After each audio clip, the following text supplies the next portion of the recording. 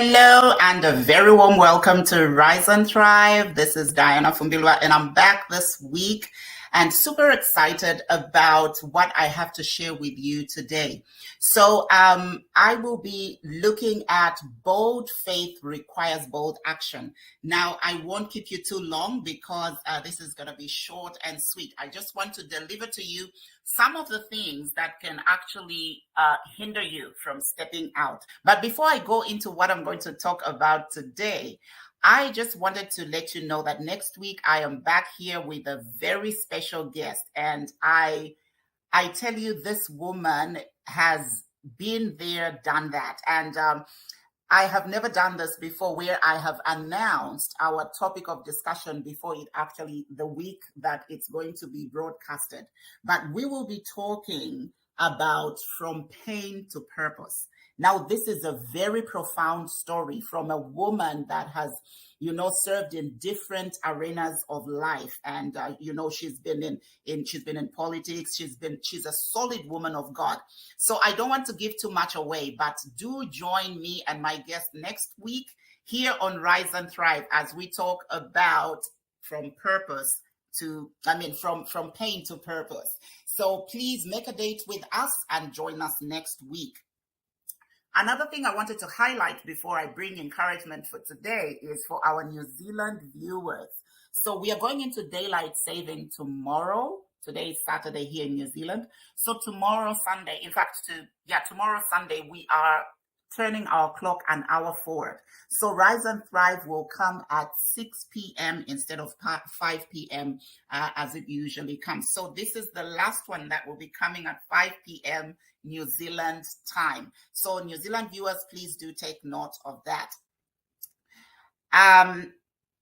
For those that are in other time zones, your times remain the same. So just tune in at the time that you usually tune in. And for those that watch afterwards, this time is irrelevant to you. So today, I just wanted us to, being the last Saturday of the month of September, I just wanted us to revisit our theme for September. So our theme for this month is bold. It's bold faith, and we get it from James chapter 2 and verse 17. And so I want you to really zero in today on the fact that you may have bold faith. But what we are looking at is that faith without actions is actually dead. So I'll read from James chapter 2 and verse 14 down to 17. 17 is our theme scripture for this month. So James chapter 2 and verse 14 says this: "What good is it, my brothers and sisters, if someone claims to have faith but has no deeds? Can such faith save them? Suppose a brother or a sister is without clothes and daily food. If one of you says to them, 'Go in peace, keep warm and well fed,' but does nothing about their physical needs, what good is it? In the same way, faith by itself, if it's not accompanied by action, is dead." So James is talking about the context of us as believers, encountering the needs of this world. And we will do that on a daily basis. We will encounter people that are in need. So if we are going to claim to be a people of faith, we need to accompany it with actions. Words alone will not cut it. So when we talk about bold faith, we can't separate it from bold action. Now, I know that when we are doing something bold, it requires courage. And courage is not something that comes naturally to most of us. And so we need to teach and train ourselves in boldness, in stepping out into new things. But today, I just want to zero in on the things that might be stopping you from actually stepping out in bold faith. There are many, many setbacks. There are many, many things that push us back from pursuing, the great dreams that God has placed upon our hearts. There are so many obstacles that cause us to be discouraged and think that our dreams are not valid. So today, I just want to encourage you, first of all, that whatever it is that God has called you to do, whatever dream God has placed in your heart, it may not make sense to people. It may not make sense to everyone. It may not even make total sense to you. But the fact that God has placed it within your heart and it passionately wants to, to find expression, then it is something that, you want to attach bold faith to and begin to step out in bold action. So what are those things that can stop you from stepping out in bold faith? Because we all want to accomplish great things for God, great things for our, generation. But there are times that we feel like we can't step out. And maybe I'm talking to someone out there that has, taken hold of this theme of bold faith and you're excited. Yes, we are bold in the Lord. And we have come now to the last Saturday of September, like I've said. Next Saturday is 1st October. And you're thinking to yourself, okay, I believed boldly, I believed for bold things, but I did not step out. And I did not see any results that reflect that I'm walking in bold faith. So some of the things that can hinder you from stepping out in bold faith, number one is criticism. Now, criticism is good because there's constructive criticism and there's destructive criticism. I talk about this in my book, Bounce Back Stronger, which I encourage you to get. If you don't know where to get it, please do inbox me and I will direct you depending on which country you'll be contacting me from. But when we talk about criticism, there's criticism that is not beneficial, and that's the destructive one. That's the criticism that tells you can't achieve anything, you can't amount to anything. Whatever you're trying to do is not going to stand. And usually when people come to attack what God is doing, they will come with a mocking spirit. They will come with that spirit that comes to discredit what God is actually doing using your life or using the gifts that he has put in your life. So when you begin to step out boldly, into those arenas that are unfamiliar to you, you will begin to see that you will attract a lot of criticism. Now, you need to understand that there is no great work that has ever been done in the history of mankind that has not faced criticism. You need to understand that there is an enemy that is assigned whose sole purpose is to distract you and to stop you from building or stepping out into that bold project that God has, put upon your heart to do. So how do we overcome criticism? Now, when we face negative criticism, we must go back to the very reason why God has told us to do what we are doing. The very cause of why you are stepping out in bold faith. The very cause of why you want to build differently. Because it takes boldness to step out in these new arenas. So you need to remind yourself of the vision that God gave you. So when you begin to step out, you will begin to see small progress, but it takes one step at a time to build big. There is no such thing as overnight success, and that's why we need boldness every step of the way as we walk in the path of bold faith. So you will receive a lot of criticism, but I want to encourage you that the fact that people don't believe in what you are doing, the fact that people don't believe in your potential and the purpose that God has set in your heart and in your life doesn't mean that you don't carry that potential. The master builder, God, who has called you to build what you are building, is the one that knows your potential. If he knew that you wouldn't do what he has called you to do, he wouldn't have called you. So when you face criticism and stepping out in bold faith, remember that you can do all things through Christ who has strengthened you, who has called you to do what you are stepping out to do. The second thing that might stop you from stepping out in bold faith, from following up your faith with bold action, is failure, fear of failure.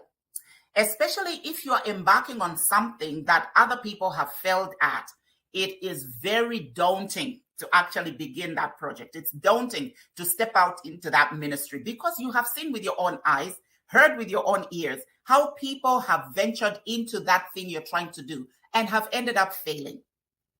But let me encourage you with this. If you look at people that have invented things, If you ask, I was talking with Bishop Brenda last week, and I said, the man that invented the light bulb, he failed many times before he got it right. I want to say to you, I want to submit to you right now that if you're going to step out in bold faith, you need to look at failure as a series of lessons that are leading you to the authentic delivery of what you're trying to do.